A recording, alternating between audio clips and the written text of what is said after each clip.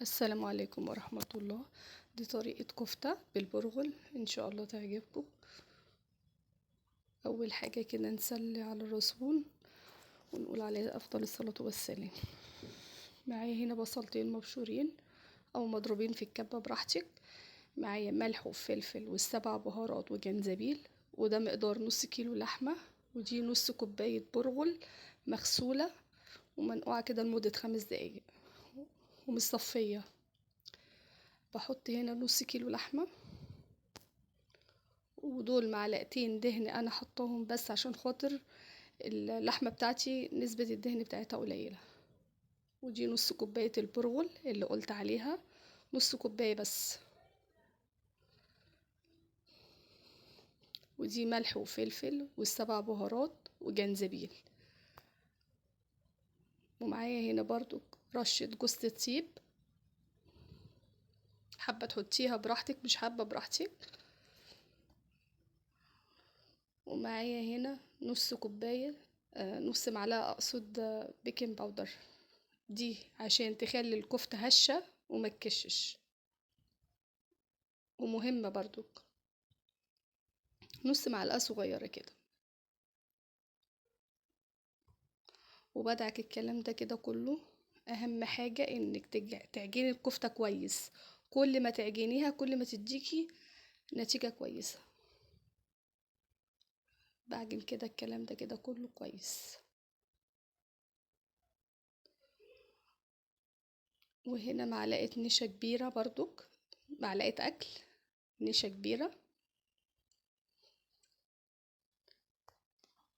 وبعجن برضك الكلام ده كده كله مع بعضه. وهنا دي مية عادية، تقدري اللي انتي تصبعيها بقى بالشكل اللي انتي عايزاه. تصبعيها على قلم، على مسن، على اي حاجة، بمية كده بس، مية من الحنفية عادي. وتقدري تخزنيها وتطلعيها في اي وقت. النص كيلو بيعمل كمية كويسة على فكرة. بمية كده وبصبعها، وتقدري تخزنيها بالشكل ده. وهعمل برضك منها معاكم، هوريكي برضك طريقة التسوية بتاعتها هتبقى عاملة ازاي. اتمنى ان انتوا تجربوها ان شاء الله تعجبكم باذن الله. بصبعها بالشكل ده، المقاس طبعا اللي انت عايزاه.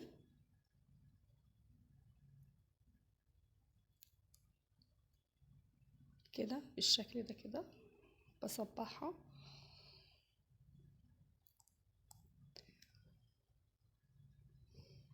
تقدري بقى اللي انت تعجنيها من بالليل وتعمليها تاني يوم، بتنفع في العزومات.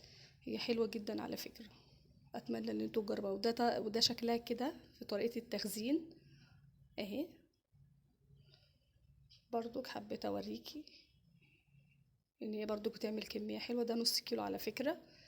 وده الشكل النهائي بتاعها، جنب سلطة طحينة كده وخضار، جنب رز مكرونة. وده الشكل النهائي بتاعها. اهم حاجة لما اجي احطها في الفرن تكون على فرن سخن، وتكون على الشبكة في صينية مدهونة كده دهنة زيت خفيف. اتمنى انتوا تشتركوا في القناة سما كيتشن.